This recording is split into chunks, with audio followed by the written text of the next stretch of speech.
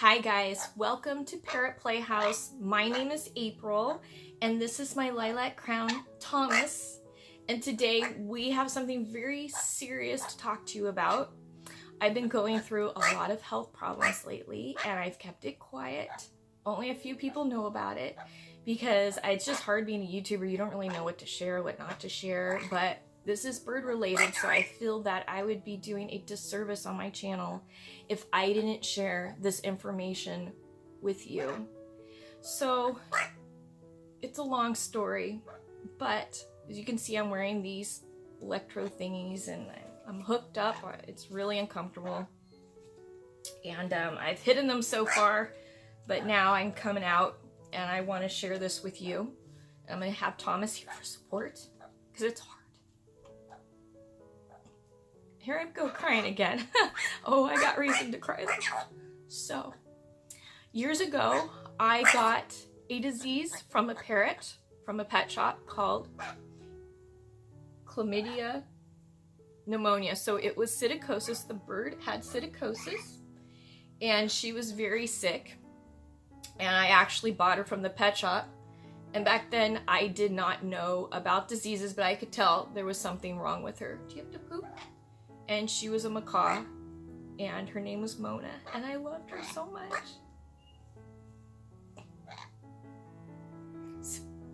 She did not make it. And back then I didn't know about quarantine.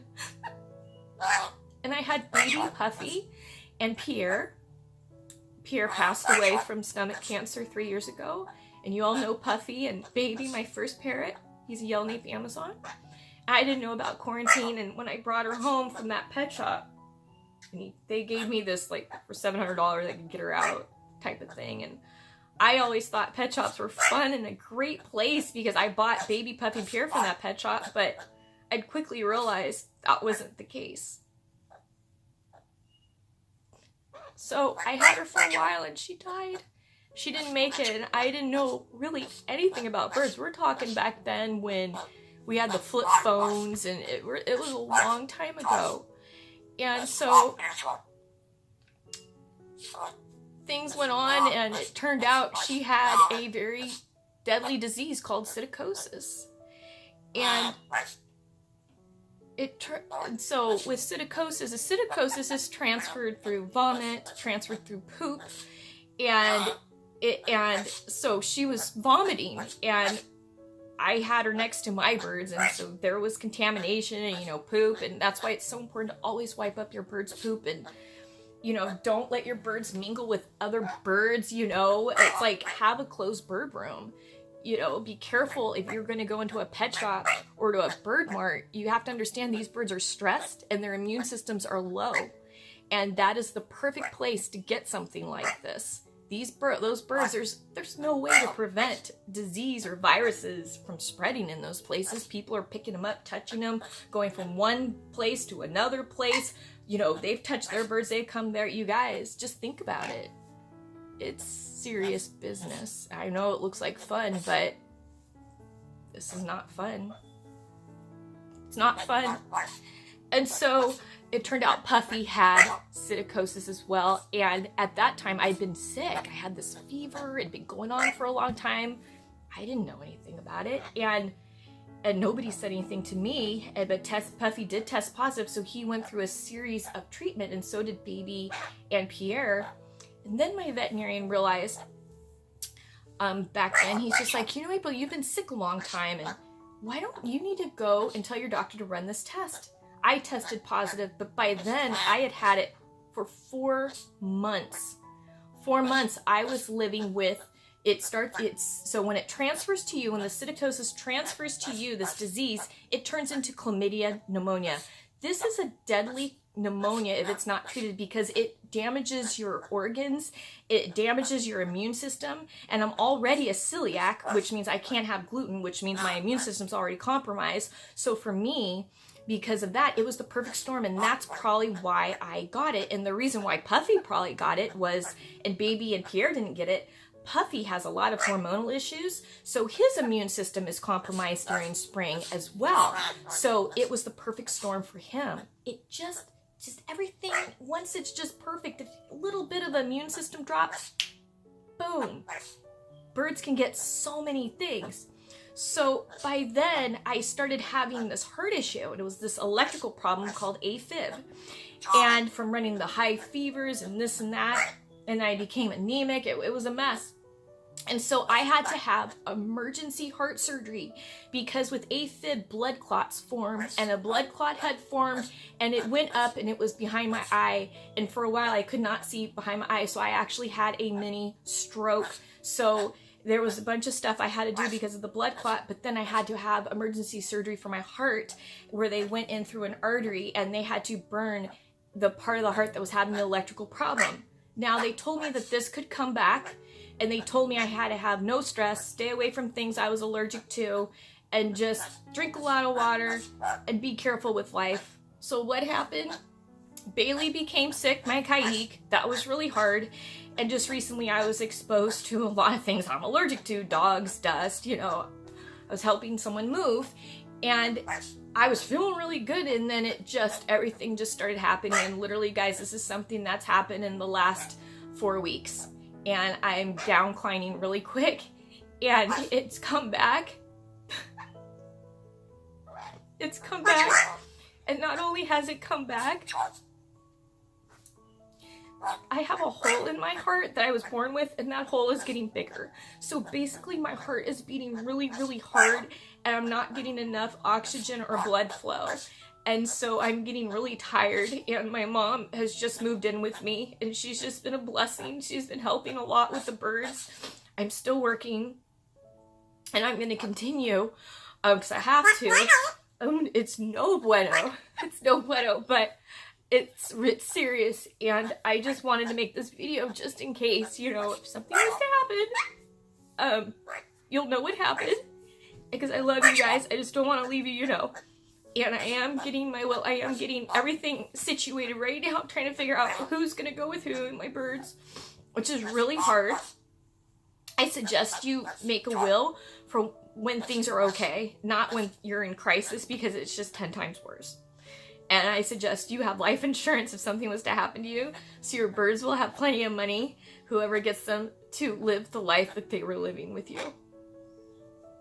So that's where it comes to, where I also want to talk about, you know, these diseases, these viruses, these parasites parrots can get and transfer to you, or you can transfer to your parrots. That it's really serious.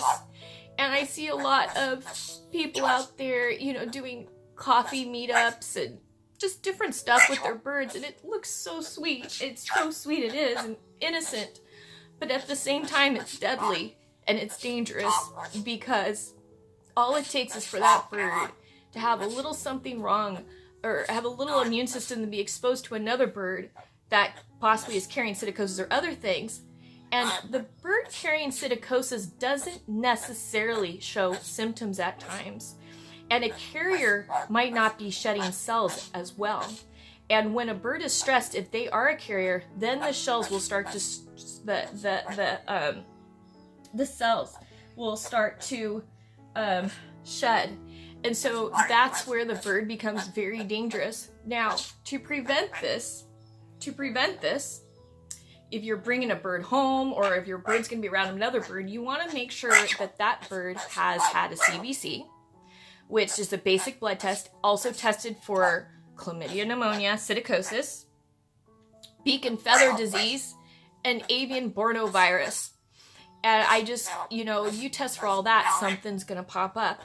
And another thing, if you are going to be bringing a bird home, I don't care if it's from a breeder, I don't care if it's from a pet shop, I don't care if it's from a bird mart, I don't care if you found the bird. You bring that bird home, you quarantine it in a separate room, and you make sure that is a room that you can wipe down, and that is the last bird to get fed, because you take care of your own birds first. Once you're done taking care of your own birds, then you take care of that bird, and then you just wipe everything down in that room, and you wear gloves, you wear booties, you protect yourself, you protect your birds. And these diseases, viruses, parasites, they hide, okay? And so you make sure after that blood work, that bird is in quarantine for 2 months. then you're going to go and you're going to get that blood work done again, because this is what happens. This is what happens. When you change an environment of a bird, or you rescue a bird, or you get a bird from a pet shop, or you get a bird from a breeder, and usually reputable breeders will have already tested, and they will know where their birds were, where their mom and dad of these birds came from. They're just not breeding, mixing birds, because they don't want to do that. They don't want to inbreed, because you know what happens with inbreeding? Deformities, immune problems, all kinds of stuff. So a reputable breeder is going to have a journal, and they're going to go, okay, breed this bird with that bird, this bird with that bird. There's not going to be any inbreeding. And they're also going to say to you, if anything goes wrong, bring that bird back. I love that bird. But unfortunately, that doesn't happen often. So these breeders, and a lot of these breeders in these bird marts, a lot of these pet shop people, you know, they're not doing this. They're not doing this. And if they are, they're going to go broke. So to do it right, you're not going to make any money in this business, by the way, if you're thinking about becoming a breeder. To do it right, it's basically you do it because you love it. So after the bird has gotten blood work, been in quarantine for 2 months, you retest, you run those tests again, because after being in a different environment, they're going to get stressed. And if those cells, if the bird's carrying anything, it's going to activate. And then you'll have 2 things of blood work to compare. Yes, I'm talking, this is expensive. I'm talking, you're going to spend a fortune. But you know what? My last surgery was $100,000 heart surgery. This one is going to cost a freaking fortune. And the first one, my insurance, they didn't cover much of it. So you guys, I got to tell you, it's better to do it the right way than do it this way. And I did not know. I did not know then. I did not know, because if had I known, I would have done it way differently.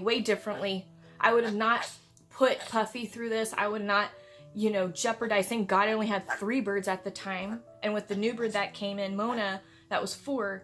Thank God I didn't have all these birds. So now, you know, I don't socialize my birds with other birds. You won't see that usually. And if I am, it's usually with our organization.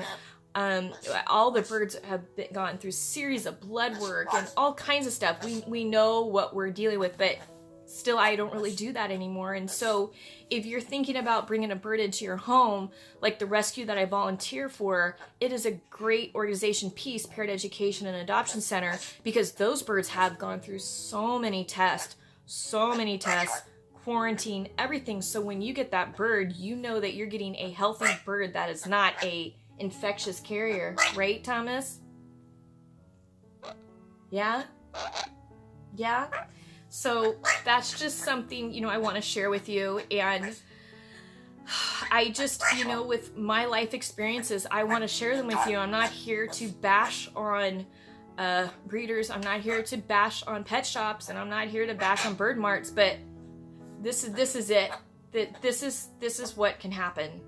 And so you got to be so careful. And another thing, I do not buy my bird toys in pet shops. I do not buy my bird toys in bird marts.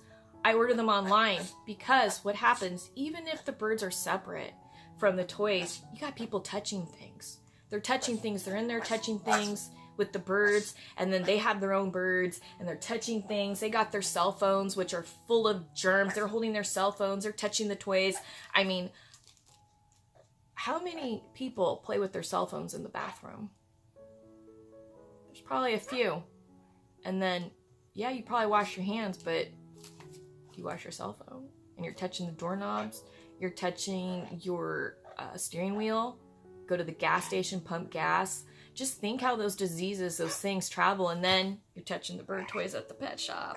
Oh my God. So you just think about that. I'll leave you with that thought. And so I like to order my toys online. I like to order my food online, because, you know, once you know better, you do better.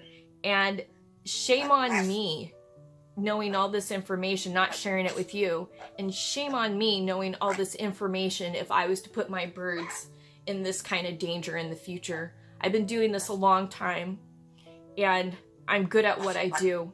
But I've also made some mistakes along the way because I didn't know. And so you learn from those mistakes. You either learn from them from someone else, or you're going to learn from it the hard way. And I want you guys to learn from my mistake. and I'm going to be paying for this for the rest of my life, and I don't know what's going to happen. Honestly, right now, I don't know. Nobody knows what the future is, but I'm in big trouble. So hopefully, you know, this whole thing, you know, it'll settle down, but right now it's not looking like it's going to settle down, and tomorrow I'll go back to the cardiologist, and oh my gosh. Oh God, why do you guys?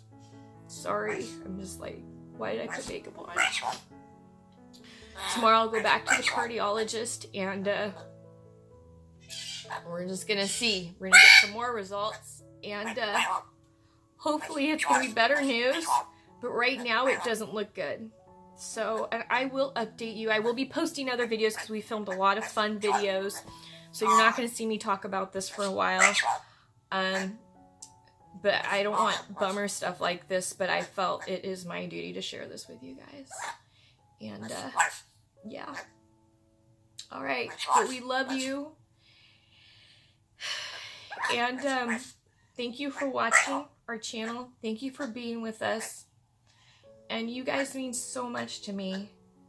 You do. I just consider you family, and, thanks for coming along our journey. And sometimes our journey is super happy. Sometimes our journey is hilarious. And sometimes our journey is real realistic and raw, and it can be sad.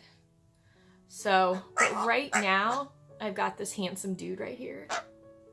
Oh my God, he has food on his beak. He smells good. And he's just perfect. I love him. And I want to protect him, and I want to do his best for him and keep him safe. Yeah? Because he deserves it. Alright, guys. We love you. Don't forget to follow us on Facebook, Parrot Playhouse, Instagram, Parrot Playhouse, and Twitter, Parrot Playhouse, I think one. There you'll see updates of, I haven't announced it on any of them yet, but if something does go on, they'll be the first to get it first because it's the easiest for me to put an update. So, alright guys, we love you.